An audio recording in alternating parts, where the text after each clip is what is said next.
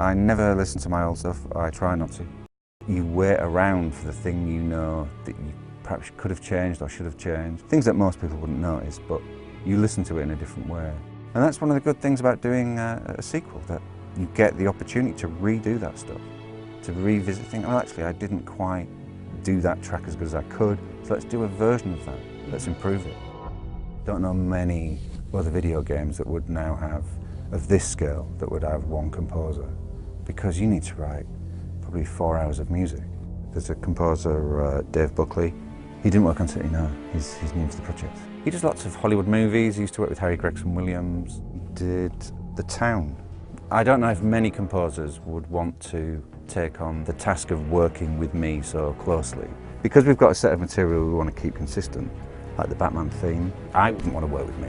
I mean, there's an existing set of music, and often you want to put your own mark on it, whereas Dave was just so happy to like take the material, go, right, okay, I'll write variations on that, I'll work with that. I think he was just bowled over by my personality. Funnily enough, we've got this from the very first. I wrote this for Asylum, and that's all the music that we'll use. Yeah, they're all the chords, they're all the rhythms, that's the melody. Would you mind playing that one? Yeah, sure, yeah.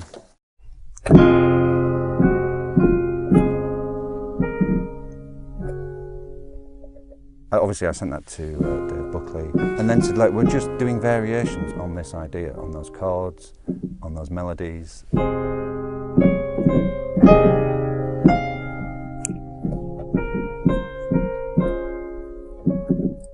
Certainly on this project, you're thinking, are those themes going to stand up to another, long game? It takes probably 6 weeks to get confidence in them, and then you think, right, now I know what I'm doing. We wanted to keep that theme, and we wanted to kind of tailor it more towards the story for this game. How can we kind of get the Scarecrow element out of that one theme? Well, the Scarecrow theme back in Asylum was the same notes, bar one, in a kind of cluster like that. Yeah? Because you remember it was all kind of dreamlike. Sure. So it was that kind of thing. And we transpose it like that. In October, we spent a day recording with the orchestra those types of ideas. We called it a sound design session, because really there was no tunes or melody or anything. It was just those sort of noises. So you can hear there, it's actually the same set of notes as the Batman theme, but stretched out, distorted. It's not the backdrop for the whole score, but once we had that idea, it did influence lots of the other kind of straight ahead combat pieces. Yeah. So what we've done is we've recorded the string group playing lots of those rhythms, ba ba ba ba ba ba ba ba ba ba ba ba, and then we've programmed them so that whatever note I play on the keyboard, it will trigger a version of that. I've got a combat piece here, and I want them to concentrate on beating up the thugs, and I want the music to subconsciously emphasise that.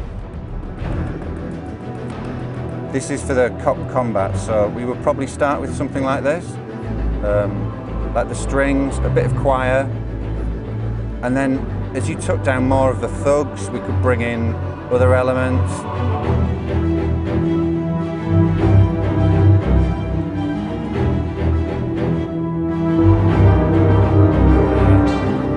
Bring in more synth elements and percussion.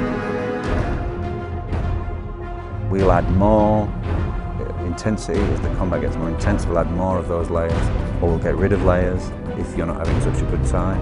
We used to have up to 4 layers before. So we've got something like, I don't know, 16 tracks there. We will record and then be able to play back live in game. No, I've not got sick of it at all. In fact, I prefer working like this. I do this forever.